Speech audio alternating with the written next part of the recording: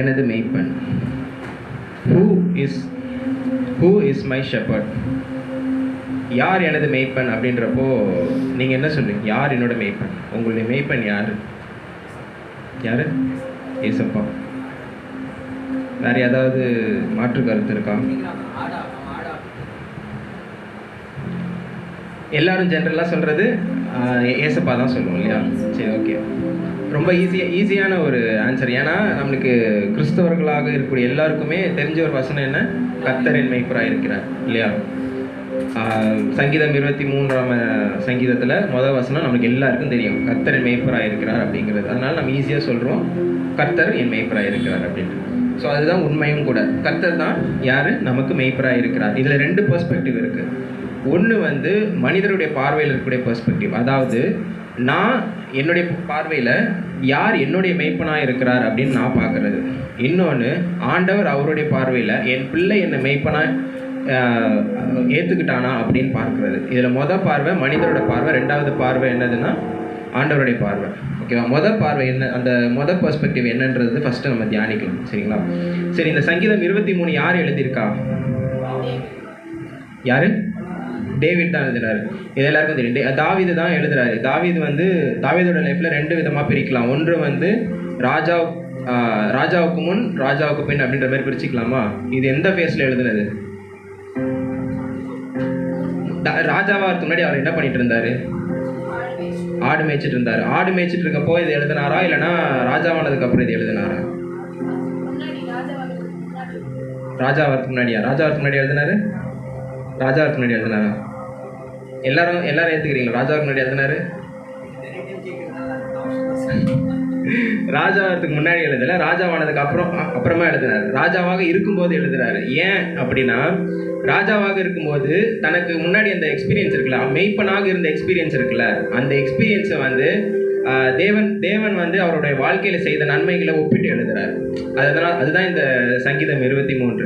இந்த சங்கீதம் 23 பார்த்தீங்கன்னா இதில் 3வது அந்த 3rd person இல்லை, அது இருக்கவே இருக்காது. ஜென்ரலாக சங்கீதத்தில் பார்த்தீங்கன்னா, அதுவும் தாவீதோட சங்கீதத்தில் பார்த்தீங்கன்னா, அவர்கள் என்னை நெருக்கினார்கள், அவர்கள் என்னை விசாலத்திலே தள்ளினார்கள், அப்படி இப்படின்னு அவங்கன்னு இருக்கும். யாருன்னா சத்துருக்களை பற்றி சொல்லியிருப்பார். அவங்க என்னை இந்த மாதிரிலாம் கஷ்டப்படுத்தினாங்க, என்னை இந்த மாதிரிலாம் பண்ணாங்க அப்படின்ற மாதிரி இருக்கும். ஆனால் இந்த இடத்துல 2 பேர் தான். ஒன்று தாவீது, இன்னொன்று ஆண்டவர். இந்த 2 பேருக்கு உண்டான ஒரு உரையாடல் மாதிரி தான் இருக்கும். ஓகேவா? அந்த உரையாடலே 2 விதமாக 2 பகுதியாக பிரிச்சுக்கலாம். ஒரு பகுதியில் வந்து ஆண்டவர் வந்து ஒரு 3வது மனுஷனாக வச்சுருப்பார். இன்னொரு பகுதியில் ஆண்டவர் வந்து டைரக்ட் கான்டாக்ட், அதாவது செகண்ட் பர்சன் இல்லை, அந்த மாதிரி வச்சுருப்பார். இந்த ஃபஸ்ட்டு அந்த மொதல் பகுதியில் வந்து ஏன் வந்து 3வது மனுஷனாக ஆண்டவர் பிரிச்சிருக்காருன்னா, தாவீது வந்து டைரெக்டாக நம்மக்கிட்ட பேசுகிறார். கான்வர்சேஷன் வந்து நமக்கு சொல்கிறாரு. என்ன சொல்கிறாருன்னா, கர்த்தர் என் மெய்ப்பராக இருக்கிறார் அப்படிங்கிறார். கர்த்தர் என் மெய்ப்பராக இருக்கிறார், நான் தாழ்ச்சி அடையேன். அவர் என்னை புல்லுள்ள இடங்களில் மேய்த்து அமர்ந்த தண்ணீர்கள் அண்டையில் என்னை கொண்டு போய் விடுகிறார். அவர் என் ஆத்துமாவை தேற்றி தம்முடைய நாமத்தின் நிமித்தம் என்னை நீதியின் பாதையில் நடத்துகிறார். இந்த 3 வசனமும் பார்த்தீங்கன்னா ஆண்டவர் வந்து 3rd பர்சனாக சொல்கிறார். ஏன் 3rd பர்சன் சொல்கிறேன்னா, இப்போ உதாரணத்துக்கு சொல்லணும்னா, இப்போ நானும் விக்னேஷும் பேசிக்கிறோம் அப்படின்னா, விக்னேஷ் வந்து இப்போ டேரெக்டாக நான் விக்னேஷ்ட பேசும்போது அவன் 2nd பர்சன். ஆனால் நாங்கள் பேசும்போது சாம் வந்து அப்போது வந்துட்டு இருந்தான், இந்த மாதிரிலாம் பண்ணிட்டு இருந்தான்னு சொன்னால், சாம் எனக்கும் விக்னேஷ்க்கும் சாம் யார்? 3rd person. அது மாதிரி தான் இதுவும். இங்கே டைரெக்டாக தாவீது வந்து நம்மக்கிட்ட பேசுகிறாரு. அப்போது நம்மக்கிட்ட பேசும்போது நம்ம 2nd பர்சனாகவும், ஆண்டவர் வந்து 3rd பர்சனாகவும் தெரிகிறார். ஆனால் அவர் பேசுகிறது யாரை பற்றி பேசுகிறாருன்னா, ஆண்டவரை பற்றி தான் பேசுகிறாரு. இது டைரெக்டாக அவர் லைஃப்பில் நடந்த விஷயங்களை பற்றி தான் பேசுகிறார். இதில் மொதல் வசனம் எடுத்துக்கலாம். அதில் வந்து கர்த்தரின் மெய்ப்பராக இருக்கிறார், நான் தாழ்ச்சி அடையேன் அப்படின்னா என்ன அர்த்தம்னா, ஆண்டவர் வந்து என்னுடைய மெய்ப்பராக இருக்கிறாரு. நான் வந்து எனக்கு தாழ்ச்சி அடையேன் அப்படின்னா என்னென்னா ஒன்றும் இல்லை, எனக்கு வந்து குறைவுகளே இல்லைன்னு அர்த்தம். என் வாழ்க்கையில் வந்து அவர் என்னுடைய மெய்ப்பராக இருக்கும்போது நான் அவர் என்னுடைய மெய்ப்பராக நான் ஏற்றுக்கிட்டதுனால என் வாழ்க்கையில் வந்து குறைவுகள்ன்றது எனக்கு சுத்தமாக இல்லை அப்படின்னு அர்த்தம். ஏன் அப்படி சொல்கிறாருன்னா, இப்போ ஒரு மெய்ப்பன் என்ன பண்ணுவான்னா, ஆடுகள் வந்து குறைவுகள் இல்லாமல் பார்த்துக்க வேண்டியது ஒரு மேய்ப்பனோட கடமை. உதாரணத்துக்கு அந்த ஆடுகளுக்கு தேவையான உணவாக இருக்கட்டும், தண்ணியாக இருக்கட்டும், இது எல்லாமே கரெக்டான இடத்துல கரெக்டான நேரத்தில் கொண்டு போய் விட வேண்டியது மேய்ப்பனோட கடமை. அதனால தான் அவரோட எக்ஸ்பீரியன்ஸ் வச்சு சொல்கிறாரு, நான் வந்து கர்த்தரை என்னுடைய மேய்ப்பனாக ஏற்றுக்கொண்டேன், அதனால் என் வாழ்க்கையில் குறைவுகள் அப்படிங்கிறதே இல்லை அப்படிங்கிறாரு. இப்போ நம்ம ஆபிரகாமை பற்றி பார்த்தோம்னு வச்சுக்கோங்களேன். ஆதியாகமம் 22வது அதிகாரத்தில் ஆபிரகாமை வந்து தேவன் சோதித்தார். 22வது அதிகாரம் வசனத்தில் இருக்கும், ஆபிரகாமை வந்து தேவன் சோதித்தார் அப்படின்னு இருக்கும். என்ன பண்ண சொல்லியிருப்பாருன்னா, தன்னுடைய சொந்த மகனான ஈசாக்கை என்ன சொல்லுவார், கொண்டு போய் பலியிட சொல்லுவார். இப்போது இங்கே பலியிட சொல்லும் போது இவர் ஆபிரகாம் என்ன செய்கிறாரு, அவர் சொல்கிறத அப்படியே கேட்டு அதை கீழ்ப்படுகிறார். கொண்டு போய் தகன பலியிடுறதுக்காக அதை எல்லாமே செட் பண்ணி வச்சிருக்காரு. செட் பண்ணும்போது கடைசி நேரத்தில் ஆண்டவர் என்ன பண்ணுறாருன்னா, ஆபிரகாமே பிள்ளையாண்டான் மேலே கையை போடாத அப்படிங்கிறாரு. இப்போது கொஞ்சம் ஒரு ஃப்ராக்ஷன் ஆஃப் செகண்ட் கொஞ்சம் அப்படி இப்படி மாறி இருந்தாலும், அவரோட டைமிங் மிஸ் பண்ணியிருந்தாலும் என்ன ஆயிருக்கும் அப்படின்னா, ஈசாக்குன்ற ஒரு கேரக்டரே வந்திருக்காது. ஏன்னா ஈசாக்குக்கு அப்புறமா பிறந்தது யாரு, ஏசா, யாக்கோபு. அவங்க யாக்கோபுக்கு பிறந்த 11 பேர். இவ்வளோ பெரிய ஜென்ரேஷன், இந்த ஜென்ரேஷனே இல்லாமல் போயிருக்கும். ஆனால் அவர் வந்து கரெக்டாக என்ன சொல்கிறாருன்னா, பிள்ளையாண்டான் மேலே கை போடாதங்கிறார். இப்போது பலிக்கு எல்லாமே ரெடியாக இருக்குது. இப்போ பலிக்காக தான் வந்திருக்காங்க. இப்போது பலி செலுத்துறதுக்கு மகனை பிள்ளை மேலே கை போடாதன்ட்டார். இப்போது இங்கே என்ன குறைவாக இருக்குது, பலி செலுத்துவதற்கான ஒரு உயிர் தேவையில்ல, அது இங்கே குறைவாக இருக்குது. ஆனால் அவர் என்ன பண்ணுறாருன்னா, இப்படி அவர் நிறுத்துன்னு சொல்கிறதுக்கு முன்னாடியே பிளான் பண்ணி என்ன பண்ணிட்டார், முன்னாடியே அந்த முட்புதரில் ஒரு ஆட்டை ரெடி பண்ணி வச்சுருக்காரு. அப்போது ஆபிரகாம் வந்து ஆண்டவர் சொல்கிற எல்லா விஷயத்தையும் கேட்குறாரு. ஆண்டவர் வந்து தன்னுடைய மெய்ப்பனாக ஏற்றுக்கொண்டார். அதனால் அவர் வாழ்க்கையில் என்ன நடக்குதுன்னா, குறைவுன்றதே இல்லை. இங்கே ஒரு சின்ன விஷயம்தான். இந்த இடத்துல கூட அந்த பலி செலுத்துவதற்கு தன்னுடைய மகனை பலி செலுத்தாதன்னு சொன்னதுக்கு அப்புறமா கூட அந்த பலிக்கு தேவையான ஆடை வந்து தயார்படுத்தி வச்சிருந்தார். அந்த இடத்துல கூட அவருக்கு வந்து மகனை பலி செலுத்தக்கூடாதுன்னு சொல்லிட்டாரு. இப்போ நம்ம ஆடை தேடி அலையணுமே, நம்ம இவ்வளோ தூரம் வந்துட்டோம், திருப்பி வீட்டுக்கு போய் ஆடு எடுத்துகிட்டு வர முடியுமா அப்படின்னு சொல்லலாம் யோசிச்சிருக்கலாம். ஆனால் அவர் என்ன செய்கிறாருன்னா, தயார்படுத்தி வைக்கிறார். அங்கே குறைவுங்கிறதே ஆபிரகாமுக்கு இல்லவே இல்லை. அதனால தான் தாவீது சொல்கிறாரு, கர்த்தரின் மெய்ப்பராக இருக்கிறார். அவரை மெய்ப்பராக இருக்கும்போது எனக்கு நான் தாழ்ச்சி அடைய மாட்டேன், எனக்கு குறைவுன்றது இருக்காது அப்படிங்கிறார். 2வது வசனம் பாருங்க, அவர் என்னை புல்லுள்ள இடங்களில் மேய்த்து அமர்ந்த தண்ணீர்கள் அண்டையில் என்னை கொண்டு போய் விடுகிறார். இதுவுமே அவரோட எக்ஸ்பீரியன்ஸ் தான். அவர் என்ன பண்ணுறாருன்னா, ஆடுகளை வந்து புல் இருக்கிற இடத்துலலாம் கொண்டு போய் மேய்ச்சலுக்கு கொண்டு போவார். தண்ணீர் இருக்கிற இடத்துல கொண்டு போய் தண்ணீர் காட்டுவார், அந்த ஆடுங்களுக்கு தண்ணி காட்டுவார். ஓகேவா? இது வந்து தாவீது வந்து ஆடு மேய்ச்சிட்டு இருந்தது இங்கன்னா பெத்லகேம்ன்றது எப்படிப்பட்ட ஊர் அப்படின்னு பார்த்தீங்கன்னா, ஒரு பசுமையான ஊர்லாம் கிடையாது. அது வந்து கொஞ்சம் கிட்டத்தட்ட ஒரு பாலைவனம் சொல்ல முடியாது, ஆனால் கிட்டத்தட்ட ஒரு வறண்ட பாலைவனம் மாதிரி. அந்த இடத்துல இங்கே வந்து புல்லுலாம் அவ்வளோ ஈஸியாக கிடைக்காது. அதுக்கான இடத்த வந்து தேடி கண்டுபிடிக்கணும், அது அவ்வளோ தூரம் கூட்டிகிட்டு போகணும். அதுக்கு நிறைய அந்த பாதையெல்லாம் வந்து ரொம்ப ஈஸியாக இருக்காது. ஆனால் அந்த பாதையிலையும் அவர் என்ன சொல்கிறாருன்னா, நான் வந்து எப்படி என் ஆடெல்லாம் கூட்டிகிட்டு போகணும், மேய்ச்சலுக்கு கூட்டிகிட்டு போகணும், அந்த மாதிரி ஆண்டவரும் என்ன பண்ணுறாருன்னா, எனக்கு தேவையான விஷயத்தை எல்லாமே இந்த பாதையெல்லாம் கூட்டிகிட்டு போனாலும் அதெல்லாம் கரெக்டாக செய்கிறாரு அப்படிங்கிறத வந்து தாவீது சொல்கிறார். அதுக்கு தான் இந்த வசனத்தில் அவர் எழுதியிருக்காரு, அவர் என்னை புல்லுள்ள இடங்களில் மேய்த்து அமர்ந்த தண்ணீர்கள் அண்டையில் என்னை கொண்டு போய் விடுகிறார் அப்படின்னு சொல்கிறாரு. இது வந்து பார்க்க ஈஸியாக இருந்தாலும், புல்லுள்ள இடங்களை கொண்டு போய் விடுறாருன்னு சொல்கிற மாதிரி ஈஸியாக இருந்தாலும், அவரோட எக்ஸ்பீரியன்ஸ் வச்சுருக்கிறார். அவருடைய பெர்ஸ்பெக்டிவில் பார்த்தா இது அவ்வளோ ஈஸியான விஷயம் கிடையாது. ஏன்னா பெத்லகேமில் அவ்வளோ ஈஸியாக புல்லுலாம் கிடைக்காது. அதே மாதிரி தண்ணீர் காட்டுறதுக்கும் இடங்கள் வந்து அவ்வளோ சுலபமாக அவருக்கு கிடைக்கல. ஆனாலும் இவர் தன்னுடைய ஆடுகள் வந்து தோய்ந்து போயிடக்கூடாது, உயிரிழந்துடக்கூடாதுன்றதுக்காக என்ன செய்கிறாருன்னா, ரொம்ப கேர்ஃபுல்லாக எங்கெங்கே கொண்டு போகணுமோ அந்த இடத்துல கொண்டு போய் புல் இருக்கிற இடத்துல கொண்டு போய் மேய்ச்சலுக்கு விடுறாரு. அதே மாதிரி தண்ணி இருக்கிற இடத்துல போய் தண்ணி காட்டுறாரு. இது வந்து ஒரு கஷ்டமான பாதையாக இருந்தாலும் இதை வந்து அவர் செய்கிறாரு. ஆனால் கரெக்டாக செய்ய வேண்டியதை செஞ்சிடுறாரு. இது வந்து யோசேப்போட வாழ்க்கையை நம்ம எடுத்துக்கிட்டோம் வச்சுக்கோங்களேன். ஆதியாகமம் 37வது அதிகாரம் 9வது வசனத்தின் 2வது பாதியில் பார்த்தீங்கன்னா, அவருக்கு யோசேப்புக்கு வந்து ஒரு விஷன் கொடுக்குறாரு ஆண்டவர். அதாவது தன்னுடைய சகோதரர்கள் எல்லாரும் அவரை வணங்குவாங்கன்ற மாதிரி அவருக்கு ஒரு விஷன் வந்து கொடுக்குறாரு. ஆனால் இப்போ இங்கே யோசேப் எப்படிப்பட்ட ஒரு வாழ்க்கையை வாழ்ந்துட்டு இருக்காருன்னா, தன்னுடைய தகப்பனோட ரொம்ப சொஃபஸ்டிகேட்டான ஒரு லைஃப் ஸ்டைல்னு வாங்கல, நல்லா சகல சம்பத்தும் இருக்கும், எதுவுமே குறைவே இருக்காது, அந்த மாதிரியான ஒரு லைஃப்பில் வாழ்கிறாரு. இப்போது இவருக்கு கொடுத்துருக்க விஷன் வந்து இந்த விஷன். இப்போ இதை நிறைவேற்றணும் அப்படிங்கிறதுக்காக ஆண்டவர் எங்கே கூட்டிகிட்டு போகிறாருன்னா, தன்னுடைய சொந்த சகோதரர்களை என்ன பண்ணுறாங்க, அவரை வித்து போடுறாங்க. யாருக்குன்னா அடிமையாக விற்கப்படுறாரு. சும்மா விற்கப்படல, அவர் அடிமையாக விற்கப்படுறாரு. எல்லா பெனிஃபிட்ஸும் இருக்கக்கூடிய ஒருத்தரை திடீர்னு போய் ஒரு அடிமையாக இருக்கும்போது அந்த பையனுக்கு எப்படி இருக்கும்? ஒரு 17 வயசு பையனுக்கு அப்படி இருக்கிற போது அவன் நினச்சி பார்க்கும்போது எப்படி இருக்கும்? எல்லாமே இருந்தது நம்ம தகப்பன்கிட்ட, ஆனால் இப்படி ஒரு பாதைக்குள்ளே நம்ம போகணுமா அப்படின்னு சொல்லி அவருக்கு ஒரு கலக்கம் அச்சம் இருக்கும்ல. ஆனாலும் பாருங்கள், ஆதியாகமம் 39 1 2 3 4 பார்த்தீங்கன்னா போர்த்திபார் அப்படிங்கிறவர்கிட்ட வீட்டில் தான் வேலை செய்கிறார். ஆனால் அங்கே செய்யும் போதும் கூட போர்த்திபாரின் கண்களில் தயவு கிடைத்தது அப்படின்னு இருக்கும். அதனால் அங்கே எல்லா காரியத்திலையும் அவர் தான் வந்து ஹெட்டாக இருப்பார். அந்த வீட்டு காரியங்களை பார்த்துக்கிறதுல ஹெட்டாக இருப்பார். ஆனால் இங்கே திருப்பி ஒரு பொய் குற்றச்சாட்டுனால அடுத்து ஜெயிலுக்கு போவார். 39ஆவது அதிகாரத்தில் 21 22 இருக்கும். அங்கேயும் என்ன ஆகும்னா, அந்த பிரிசன் ஹெட் இருக்கார்ல, சிறைச்சாலையின் தலைவர், அவருடைய கண்கள்லையும் தயவு கிடைக்கும். அதனாலேயே அங்கேயும் என்ன பண்ணுவார்னா நல்லா தான் இருப்பார். இப்போ இவர் போயிருக்கக்கூடிய பாதையை பார்த்தீங்கன்னா ரொம்ப கொஞ்சம் கரடு முரடான பாதை தான், ரொம்ப ஈஸியான பாதை கிடையாது.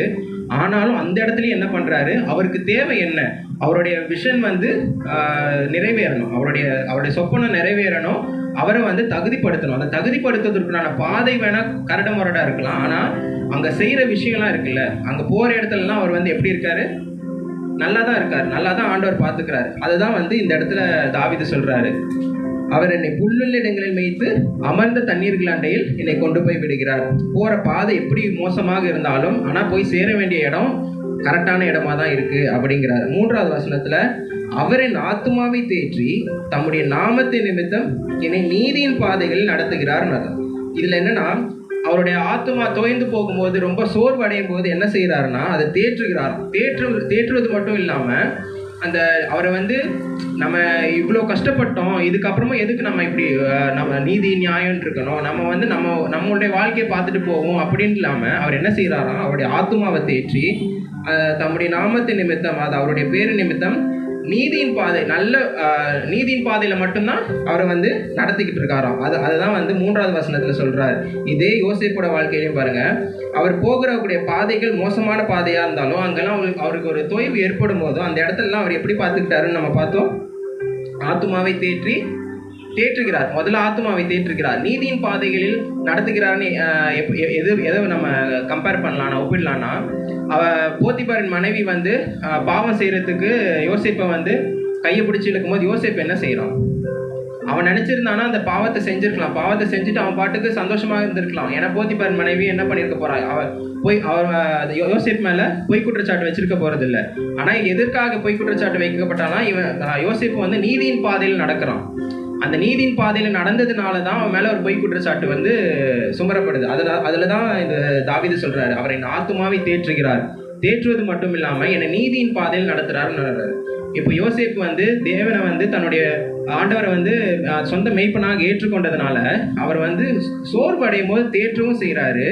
அவர் ஏதாவது ஒரு சோதனைக்கு உட்படும் போது அவரை நீதியின் பாதையில் நடத்துகிறாரு. இதே தான் நம்மளும் செய்யணும். நம்ம ஆண்டவர் வந்து நம்ம மெய்ப்பனாக ஏற்றுக்கொள்ளும் போது நம்ம வாழ்க்கையில நிறைய சோதனைகள், நிறைய பிரச்சனைகள் எல்லாம் வரும். சாத்தான் வந்து டிசைனாக கொண்டு வருவான், எப்படி கொண்டு வருவானே தெரியாது. ஆனால் அந்த சோதனைகளையும் நம்ம மேற்கொள்வதற்கு ஆண்டவர் வந்து வழி செய்வார். நம்முடைய ஆத்துமாவை தேற்றுவார், நீதியின் பாதையிலும் நம்ம வழி நடத்துவார். சரி, 3 வசனம் பார்த்தோம். இப்போ நான் 3 வசனத்தில் நான் என்ன சொன்னேன்னா, ஆண்டவர் வந்து 3rd பர்சனாக காண்பிக்கப்படுறார். இப்போ 4வது வசனம் வாங்க. இப்போ இந்த 4வது வசனம் வரும்போது இதில் என்ன சொல்கிறாருன்னா, நான் மரண இருளின் பள்ளத்தாக்கிலே நடந்தாலும் பொல்லாப்புக்கு பயப்படேன், தேவரீர் என்னோட கூட இருக்கிறீர். இது வரைக்கும் பாருங்க, அவரின் ஆத்துமாவை தேற்றுவார், அவர் என்னுடைய நாமத்தின் நிமித்தம் நீதியின் பாதையில் நடத்துவார் அப்படின்னு நமக்கு பேசிட்டு இருந்தவர் இப்போ இங்கே என்ன சொல்றாரு, நான் மரண இருளின் பள்ளத்தாக்கிலே நடந்தாலும் பொல்லாப்புக்கு பயப்படேன், தேவரீர் என்னோட. இங்கே டைரக்டா பேசுறாரு.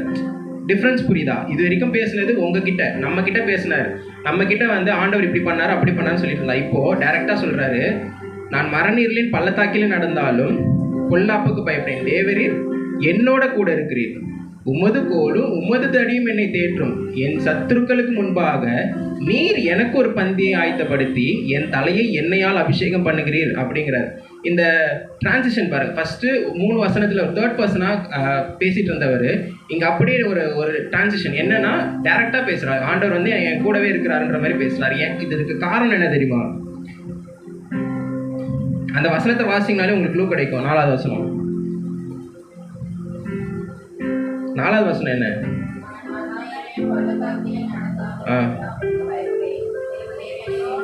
எதனால இந்த டிரான்சிஷன் நடக்குதுன்னு கேட்குறேன்.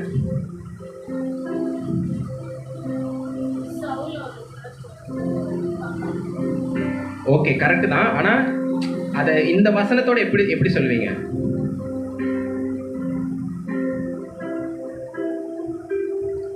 சிம்பிள், மரண இருள் சூழுது. புரியுதா? இப்போ இது வரைக்கும் ஆண்டவர் என்ன இதெல்லாம் பண்ணாரு அதெல்லாம் பண்ணாருன்னு சொல்றோம். இங்க மரண இருள் சூழும் போது ஒரு பயம் எல்லாருக்குமே வருமா இல்லையா? ஒரு மரண இருள் நம்மளை சூழும் போது நமக்கு ஒரு பயம் இருக்கும். அப்போ என்ன பண்ணுவோம்? குடுகுடுன்னு போயிட்டு ஆண்டவர் போய் இறுக்கி கட்டி பிடிச்சிப்போம். இப்போ நான் ஜென்ரலாக ஆண்டவர் இதெல்லாம் உங்களுக்கு செய்வார், அவர் எல்லா நன்மையும் செய்யக்கூடியவர், உங்கள் வாழ்க்கை இப்படி பண்ணுவார், இந்த மாதிரி மாற்றங்களை கொண்டு வருவாருன்னு பேசிகிட்டு இருக்கேன். திடீர்னு எனக்கே ஒரு பிரச்சனைன்றப்போ நான் என்ன பண்ணுறேன்? அப்போவும் ஆண்டவர் எனக்கு இதை செய்வார் அப்படி செய்வார் நான் சொல்ல மாட்டேன். நான் என்ன பண்ணுவேன்? நேராக போய் ஆண்டவரை தான் பிடிப்பேன். அவருக்கு அவருடைய காலை பிடிச்சி, ஆண்டவரே எனக்கு இந்த மாதிரி ஒரு பிரச்சனை இருக்குது, இந்த இடத்துலேருந்து எனக்கு நீங்கள் விடுதலை கொடுப்பீங்க, இந்த சூழ்நிலையை நீங்கள் மாற்றுவீங்கன்னு சொல்லி நான் ஸ்ட்ரெயிட்டாக டேரெக்டாக பேசுவேன். இங்கே தேர்ட் பர்சனாக நான் ஆண்டவரை வைக்க மாட்டேன், என்னோட க்ளோஸ் பர்சனாக ஆண்டவரை வைக்கிறேன். இங்கே செகண்ட் பர்சனாக என்னோட ரொம்ப நெருங்கின ஒருத்தராக நான் ஆண்டவரை மாற்றுறேன். இதுதான் இந்த டிரான்சிஷன். இதுக்கு சங்கீதம் 91 நம்ம பார்த்துருப்போம். சங்கீதம் 91 11வது வசனத்தை வாசிங்க.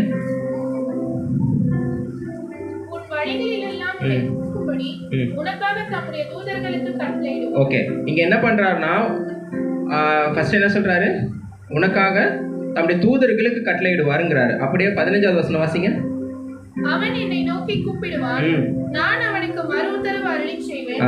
ஆபத்தில் நானே அவனோடு இருந்து அவனை தப்புவித்து அவனை கனப்படுத்துவேன். இங்க பாருங்க, ஆபத்தில் நானே அவனோடு இருந்து. காட் ஹிம்செல்ஃப், காட் ஒரு தேவதூதனை ப்ரொடெக்ட் பண்ணப்பா அப்படின்னு சொல்லி அனுப்ப மாட்டார். அவனுக்கு ஆபத்துன்னு வரப்போ நானே இறங்கி வருவேன் அப்படிங்கிறார். அதனால தான் இந்த இடத்துல ஒரு மரண இருள் சூழும்போது என்ன பண்ணுறாரு அப்படின்னா, தாவீது ஆண்டவர் ஒரு க்ளோஸ் பர்சன் ஆகிக்கிறார். ஒரு 3வது மனுஷனாக இல்லாமல் ஒரு செகண்ட் பர்சனாக, ஒரு க்ளோஸ் பர்சனாக டைரெக்டாக அவர்கிட்ட பேசுகிறாரு. என்ன சொல்கிறாரு அப்படின்னா, நான் மரண இருளின் பள்ளத்தாக்கில் நடந்தாலும் என்ன பண்ணுவேன்னா, கொல்லாப்புக்கு நான் பயப்பட மாட்டேன், ஏன்னா தேவரில் நீங்கள் என் கூட இருக்கிறீங்க அப்படிங்கிறாரு. இந்த இடத்துல அவர் சொல்ற அவருடைய அந்த விசுவாசம் பாருங்க. நீங்க என் கூட இருக்கீங்க, அதனால நான் பயப்பட மாட்டேன். ஒரு மரண இருள் சூழ்ந்துச்சு தான், ஆனா நான் இந்த இடத்துல நான் ஏன் பயப்பட மாட்டேன்னா, நீங்க என் கூட இருக்கிறீங்க, அதனாலதான் நான் பயப்பட மாட்டேன். உங்க கோலும் உங்க தடியும் என்னை தேற்றும், என் சத்துருக்களுக்கு முன்பாக நீங்க எனக்கு ஒரு பந்தி ஆயத்தப்படுத்துவீங்க. அவங்க எல்லாம் பார்க்கும்படி என்னோட சத்துருக்கள் எனக்கு விரோதமாக என்னென்ன செஞ்சாங்களோ அவங்களுக்கு முன்னாடி நீங்க எனக்கு ஒரு பந்தி ஆயத்தப்படுத்தி என் தலையை எண்ணெயால அபிஷேகம் பண்ணீங்க. அப்படிதான் அபிஷேகம் பண்ணப்பட்டார் தாவீது. தாவீதுக்கு சாமுவேல் போய் அபிஷேகம் பண்ணும்போது ரொம்ப ஈஸியாக டைரக்டாக போயிட்டு தாவீது வாப்பா உனக்கு அபிஷேகம் பண்ணுன்னு சொல்லலை. அங்கே என்ன நடக்குது? முதல்ல டேவிட் அங்கே இல்லவே இல்லை. ஆண்டவர் இந்த மாதிரி இந்த ஈசாயின்ற ஒருத்தர் இருக்காரு, அவர் வீட்டில் அவரோட மகனை தான் நான் சவுலுக்கு அடுத்தபடியே ராஜாவாக நான் தேர்ந்தெடுத்திருக்கேன்னு சொல்லப்போ சாமுவேல் என்ன பண்றாரு அப்படின்னா, நேராக போய் அங்கே அவருடைய சகோதரர்கள் எல்லாம், ஏன்னா அவங்க எல்லாருமே போர் வீரர்கள், எலியா, அபினதாப், சம்மா அப்படின்னு சொல்லி அவருக்கு 8 பசங்க. 8வது பையன் தான் தாவீதுன்னு நினைக்கிறேன். அதில் தன்னுடைய மூத்த சகோதரர்களாக எலியா, அபினதாப், சம்மா எல்லாரும் வராங்க. ஒவ்வொருத்தரையாக பார்த்துட்டு ஆண்டவரை இவனை தான் நான் ஆசீர்வதிக்கணுமா, இவனை தான் நான் அபிஷேகம் பண்ணணுமான்னு கேட்கும்போது, இல்லை இவன் இல்லை, நீ முகத்தை பார்க்குற, நான் அவங்க முகத்தெல்லாம் பார்க்கல, நான் அவனோட இருதயத்தை தான் பார்க்குறேன் அப்படின்னு சொல்லி என்ன பண்ணுறாரு, இவங்க எல்லாரையும் ஒதுக்கி தள்ளிட்டு யாரை அபிஷேகம் பண்ணுறாருன்னா தாவீது அபிஷேகம் பண்ணுறாரு. தாவீது ஒரு சின்ன பையன், சும்மா ஆடு மேய்ச்சிட்டு இருந்தவன் தான், அவனே அபிஷேகம் பண்ணுறாருல்ல. அதுதான் அந்த சொந்த எக்ஸ்பீரியன்ஸ் தான் இங்கே எழுதியிருக்காரு. உமது கோலும் உமது அடியும் என்னை தேற்றும், என் சத்துருக்களுக்கு முன்பாக நீர் எனக்கு ஒரு பந்தி ஆயத்தப்படுத்தி என் தலையை எண்ணெயால் அபிஷேகம் பண்ணுகிறீர், என் பாத்திரம் நிரம்பி வழிகிறது அப்படிங்கிறாரு. இதில் நம்ம தானியேலுடைய வாழ்க்கையில் நடந்த ஒரு இன்சிடெண்ட்டை பார்ப்போம். தானியேல் ரொம்ப ஒரு நல்ல பணக்கார வீட்டு பையனாக தான் இருக்கார். ஆனால் இங்கே என்ன பண்ணுறாங்கன்னா, பாபிலோனியர்கள் தானியேலை அடிமையாக எடுத்துகிட்டு பாபிலோன் தேசத்துக்கு போகிறாங்க. அப்போ போகும்போது அவங்க என்ன சொல்கிறாங்க, அவங்களுடைய கல்ச்சர்லாம் திணிக்க பார்க்குறாங்க. ஆண்டவருக்கு விரோதமாக இருக்கக்கூடிய எல்லா செய்கைகளையும் செய்ய சொல்கிறாங்க. ஆனால் தானியேல் என்ன பண்ணுறாருன்னா, விடாப்படியாக நான் இதை தான் செய்வேன், இப்படி தான் இருப்பேன், ஆண்டவருக்கு பிரியமானவனாக தான் நடந்துட்டு இருக்காரு. அப்போது இவனை எப்படியாவது பழி வாங்கணுன்ட்டு ஒரு பிளானை போட்டு என்ன பண்ணுறாங்கன்னா, 30 நாளுக்கு ராஜாவாக தரியு ராஜாவை மட்டும்தான் நம்ம சேவிக்கணும், வேற யாரையும் சேவிக்கக்கூடாது, சேவிச்சாங்கன்னா அவங்களுக்கு பயங்கர பனிஷ்மெண்ட் இருக்குது அப்படின்ற மாதிரி சொல்கிறாங்க.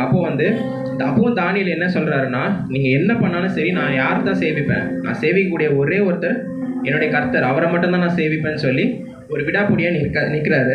இங்கே வந்து அவருக்கு அப்போது ஒரு மரண இருள் சூழுது. அப்போ வந்து இவங்கெல்லாம் போய் ராஜா கிட்ட முறையிடுறாங்க. ராஜா, நீங்கள் இப்படி ஒரு ஆணையை பிறப்பிச்சிங்க தானே, ஆனால் இவர் என்ன பண்ணுறாரு, நான் உங்களுக்கு ராஜாவாகிய உங்களை சேவிக்காமல் நான் இஸ்ரவேலின் தேவனை தான் சேவிப்பேன்னு சொல்கிறாரு. இதுக்கு நீங்கள் பனிஷ்மெண்ட் கொடுத்தே ஆகணும் அப்படின்னு சொல்லி ராஜாவுக்கு விருப்பமே இல்லைனாலும் அவர் வார்த்தை அவரோட ஆணை பிறப்பிச்சதுனால என்ன பண்ணுறாருன்னா அதோடைய கம்பல்ஷனால சரி இது நம்ம தண்டனை கொடுத்து தான் ஆகணும்னு சொல்லி சிங்கத்தின் கெபியில் போடுறதுக்கு எல்லாம் பிளான் பண்ணுறாங்க.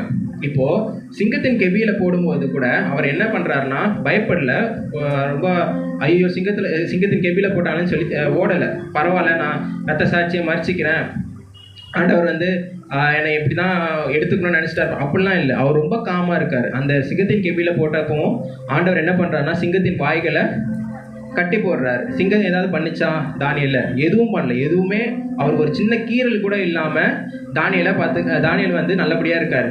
அதுக்கப்புறமா ராஜா வந்து பார்த்து, நீ சேவிக்கிற இஸ்ரவேலின் தேவன் உன்னை வந்து காப்பாற்ற வல்லவராக இருந்தாரான்னு சொல்லி தானியேலை கேட்கும்போது, ஆமாம், என்னை வந்து ஆண்டவர் வந்து காப்பாற்றினாரு, எனக்கு எந்த சேதமும் இல்லை அப்படின்னு சொல்கிறாரு. நான் வந்து உங்கள் பார்வையிலையும் சரி, உங்களுக்கு விரோதமாகவும் நான் எந்த பாவமும் செய்யலை, நான் ஆண்டவருக்கு விரோதமாகவும் எதுவும் செய்யலை அப்படின்னு சொல்கிறார். அப்போது அந்த தரிய ராஜாவுக்கு புரிஞ்சிருச்சு இவர் மேலே எந்த தப்பும் இல்லை அப்படின்ட்டு. அப்போது அவரை சிங்கத்தின் கெபிக்குள்ளே போடணும்னு சொன்னாங்கல்ல. அப்போ அவங்களெல்லாம் கொண்டு வந்து என்ன பண்ணுறாரு, அவங்கள மட்டும் இல்லை, அவங்களுடைய குமாரத்திகள் எல்லாரையும் கொண்டு வந்து அந்த வசனம் நீங்கள் தானியேல் 6வது அதிகாரம் 20-24 வாசிக்கும் போது தெரியும். அதில் வந்து அவங்களுடைய குமாரத்திகள் எல்லாரையும் சிங்கத்தின் கெபியில் போட சொல்கிறாங்க. அப்போது அதில் அந்த ஒரு குறிப்பிட்ட ஒரு வசனம் இருக்கும், அவங்க கீழே வந்து விழக்கூட இல்லை. சிங்கத்தின் கெபிக்குள்ளே வரும்போது கீழே வந்து கூட விழலை. விழுறதுக்கு முன்னாடியே சிங்கம் என்ன பண்ணுச்சுன்னா, வாசிங்க அந்த வசனம். எந்த வசனம்? 24 வாசிங்க.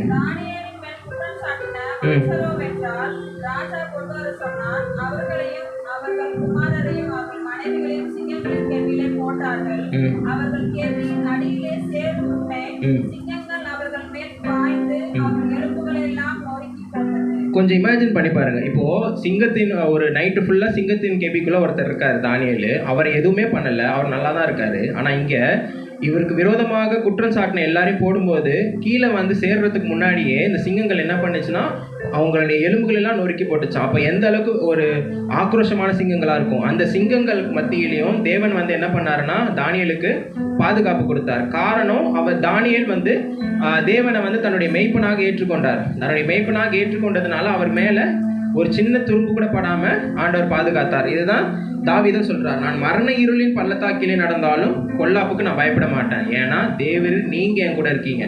இந்த மரண இருள்னு வரும்போது ஒவ்வொருத்தரும் நம்ம என்ன பண்ணுவோம், நம்ம டேரெக்டா நம்ம ஆண்டவர் வந்து இப்படி செய்வார் அப்படின்னு இன்னொருத்தவங்களுக்கு போய் அட்வைஸ் பண்ண மாட்டோம், சொல்ல மாட்டோம். டேரெக்டா டக்குன்னு ஆண்டவர் பிடிச்சிப்போம்ல, அதே தான் இவரும் பண்றாரு. நான் மரண இருளின் பள்ளத்தாக்கில் நடந்தாலும் பொல்லாப்புக்கு பயப்படேன், தேவரீர் என்னோட கூட இருக்கிறீர், உமது கோலும் உமது தடியும் என்னை தேற்றும், என் சத்துருக்களுக்கு முன்பாக நீங்க எனக்கு ஒரு பந்தியை ஆயத்தப்படுத்தி என் தலையை என்னையால் அபிஷேகம் பண்ணுவீங்க, என் பாத்திரம் நிரம்பி வழிகிறது அப்படிங்கிறார். இதுதான் வந்து இந்த 4வது 5வது வசனம்.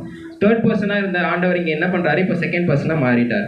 இப்போ சரி, அடுத்து கடைசி வசனம், என் ஜீவனுள்ள நாளெல்லாம் நன்மையும் கிருபையும் என்னை தொடரும், நான் கர்த்தருடைய வீட்டிலே நீடித்த நாட்களாய் நிலைத்திருப்பேன் அப்படிங்கிறார். இப்போ இந்த 5 வசனத்தையும் சம்மரைஸ் பண்ற மாதிரியான வசனம் தான் இது. நான் இப்போ இங்க என்ன பண்றேன்னா, என்னோட ஜீவன் இருக்கிற நாளெல்லாம் நன்மையும் கிருபையும் மட்டும்தான் என்னை தொடரும், நான் கர்த்தருடைய வீட்டில் ரொம்ப சந்தோஷமா எந்த பிரச்சனையும் இல்லாமல் நான் நிம்மதியாக இருப்பேன் அப்படிங்கிறாரு. எதனால் அப்படி சொல்றாருன்னா, அவர் யாரை வந்து தன்னுடைய மெய்ப்பனாக ஏற்றுக்கொண்டாரு, கர்த்தரை தன்னுடைய மெய்ப்பனாக ஏற்றுக்கொண்டார். அதனால தான் அவர் என்ன சொல்றாருன்னா, ஒரு கான்ஃபிடென்ட்டோட சொல்றாரு, என் ஜீவன் உள்ள நாளெல்லாம் நன்மையும் கிருபையும் மட்டும்தான் என்ன சொல்லும், நான் கர்த்தருடைய வீட்டில் எப்பொழுதுமே நிலைத்திருப்பேன் அப்படின்னு இங்கே வந்து தாவீது சொல்றாரு. ஸோ இப்போ பார்த்தது எல்லாமே என்னதுன்னா ஒரு மனிதனுடைய பெர்ஸ்பெக்டிவ், அதாவது தாவீதோட பெர்ஸ்பெக்டிவ். தாவீது என்ன சொல்றாரு, நான் கர்த்தரை மெய்ப்பனா ஏற்றுக்கொண்டா என் வாழ்க்கையில் என்னென்ன நடக்கும் அப்படிங்கிறத நான் உங்களுக்கு நடந்தது உங்களுக்கு நான் இப்போ ஷேர் பண்ணியிருக்கேன். இப்போது அடுத்தது ஆண்டவர் வந்து ஆண்டவருடைய பெர்ஸ்பெக்டிவ்ல இப்போ என் பிள்ளை என்னை மெய்ப்பனா ஏற்றுக்கொண்டா நான் எப்படி இருப்பேன் அப்படிங்கிறது தான். இது ஷார்ட்டாக முடிச்சிடலாம். இது ஒரு சின்ன ஒரு வசனம் தான். இதுக்கு வந்து மத்தேயு 18ஆம் அதிகாரம் 12-14 வாசிங்க.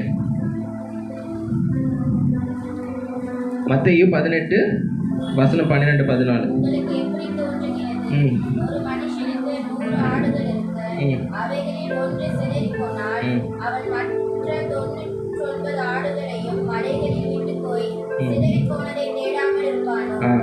அவன் அதை கண்டுபிடித்தால் சிதறி போகாத 99 ஆடுகளை குறித்து சந்தோஷப்படுவதை பார்க்கிறோம் அதை குறித்து அதிகமாய் சந்தோஷப்படுவான் என்று மெய்யாகவே உங்களுக்கு சொல்லுகிறேன். ஓகே, இதுதான் அந்த choosing one lost sheep rather than the found 99. 99 ஆடு என்கிட்ட இருக்கு, ஒரு ஆடு தான் தொலைஞ்சு போச்சு அப்படின்ட்டு சரி ஒரு ஆடு தானே போனா போதுன்னு அப்படி விட மாட்டாரு. இதுதான் ஆண்டவர் ஆண்டவருக்கு நமக்கும் இருக்க டிஃப்ரென்ஸ். நம்ம ஆண்டவர் மேய்ப்பனா ஏற்றுக்கொண்டா நம்ம வாழ்க்கையில் என்ன நடக்கும்? தாவீது அவரோட ஒரு மனிதனாக இருந்து அவருடைய பெர்ஸ்பெக்டிவ்ல இருக்கிறதா சொன்னார். ஆனா இங்க ஆண்டவர் என்ன சொல்றாரு?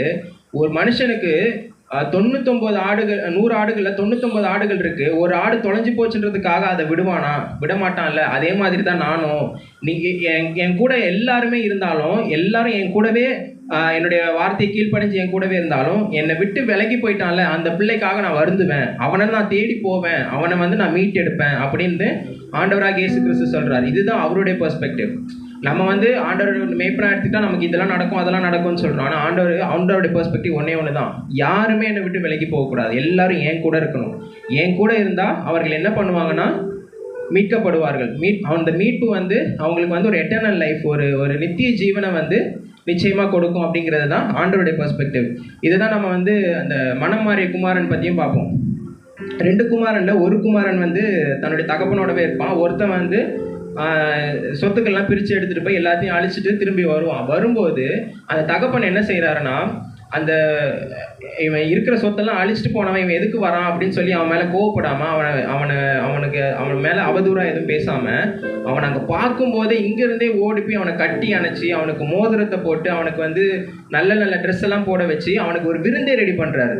சும்மா அவனுக்கு சரி என் பையனா இருந்துட்டேன், என்னோட கௌரவம் போயிடும், அதனால நான் அவனுக்கு இதெல்லாம் பண்ணுறேன்னு இல்லாமல் செலிப்ரேட் பண்ணுறாரு. நீ வந்துட்டல நீ என்கிட்ட திரும்பி வந்துட்ட பத்தியா அப்படின்னு சொல்லி அவனுக்கு ஒரு பெரிய விருந்தே ரெடி பண்ணுறாரு. இதுதான் ஆண்டவருடைய பெர்ஸ்பெக்டிவ். அவர் நம்ம எவ்வளோ பெரிய ஆட்களாக இருந்தாலும், எவ்வளோ பெரிய சூழ்நிலைனால நம்ம ஆண்டவர் விட்டு விலகி போனாலும், நாம் அவரை தேடி வரும்போது, அவர் நம்முடைய மேய்ப்பனாக இருக்கும்போது, அவர் நம்மளை மேய்ப்பனா அவர் ஏற்றுக்கொள்ளும் போது அவர் என்ன செய்கிறாருன்னா ரொம்ப சந்தோஷம் அடைகிறாரு. அதன் மூலமாக ஒரு பெரிய விருந்தை ரெடி பண்ணுறாரு.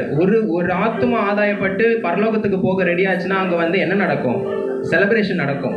தேவதூதர்கள் செலிப்ரேட் பண்ணுவாங்க. இங்கே நம்ம கூட வரத்துக்கு ஒரு ஆத்துமா ரெடி ஆயிடுச்சு, நம்ம இங்கே தான் இருக்க போகுது அப்படின்னு சொல்லி ஒரு செலிப்ரேஷன் இருக்கும். அதுதான் ஆண்டவருடைய பெர்ஸ்பெக்டிவ். இதுதான் இந்த இடத்துல நாம தியானிக்கிறோம்.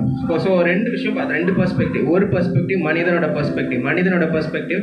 ஆண்டவனுடைய மேய்ப்பனா எடுத்துக்கிட்டா என் வாழ்க்கையில் இதெல்லாம் செய்வார், அதெல்லாம் செய்வார், இப்படிலாம் பிரச்சனை வந்துச்சுன்னா அதை ஆண்டவர் மீட்பார். ஆனால் ஆண்டவருக்கு ஒரே பெர்ஸ்பெக்டிவ் தான். அவருடைய பெர்ஸ்பெக்டிவ்ல என் பிள்ளை என்னை மேய்ப்பனா ஏற்றுக்கிட்டானா இல்லையா, அவ்வளோதான். ஏற்றுக்கிட்டா அவன் என் கூடவே இருப்பான். எந்த ஒரு சூழ்நிலையிலும் சரி, எந்த ஒரு பிரச்சனைகள் வந்தாலும் சரி, அவன் என் கூட இருப்பான். அவனுக்கு ஒரு நித்திய ஜீவனை நான் என்னால் கொடுக்க முடியும். அதுதான் அவருடைய பெர்ஸ்பெக்டிவ். என்னை விட்டு விலகி போயிட்டான்னா நான் அவனை சரி போய் தோலன்னு விட்டுற மாட்டேன். நான் திரும்பவும் அவனை கூப்பிட்டு என் கூட சேர்த்து வச்சுப்பேன். இதுதான் ஆண்டவருடைய பெர்ஸ்பெக்டிவ். அதனால் நாமும் ஆண்டவருக்கு ஒரு கோஆப்ரேட் பண்ணோம். அவர் நம்ம மேய்ப்பனாக ஏற்றுக்கொண்டோம் அப்படின்னா அவரும் என்ன பண்ணுவார்? என் பிள்ளை என்னை ஏற்றுக்கொண்டான், அவனுக்கு நான் நித்திய ஜீவனை கொடுப்பேன் அப்படின்ற ஒரு என்ன சொல்கிறது, ஒரு அண்டர்ஸ்டாண்டிங் நமக்கும் ஆண்டவருக்கும் ஏற்படும். இதுதான் கர்த்தர் யார் என்னோட மேய்ப்பராக இருக்கிறார் அப்படின்னா, கர்த்தர் என் மேய்ப்பராக இருக்கிறார். கர்த்தரின் மேய்ப்பராக இருக்கிறான்றது மட்டும் இல்லை, கர்த்தரே என் மேய்ப்பராக இருக்கிறார். அதாவது கர்த்தரின் மேய்ப்பராக இருக்கிறான்றப்போ கர்த்தருக்கு யாரும் டெலிகேட்ஸ்லாம் வைக்க முடியும், ஒரு சப்ஸ்டியூட் மாதிரி வைக்க முடியும். ஆனால் கர்த்தரே என் மேய்ப்பராக இருக்கிறார் அப்படின்றப்போ Lord himself is my shepherd. The Lord himself is my ஷெப்பர்டாக நம்ம வச்சுக்கிறோமா? The Lord is one of my shepherd அப்படிங்கிற மாதிரி வச்சுக்கிறோம். நம்ம வாழ்க்கையில் யாரை நம்மளுடைய மேய்ப்பனாக நம்ம தேர்ந்தெடுத்துருக்கிறோம் அப்படிங்கிறதுல நம்ம ரொம்ப தெளிவாக இருக்கிறோம். எல்லாரும் ஒரு 2 நிமிஷம் எழுந்திருக்கலாம்.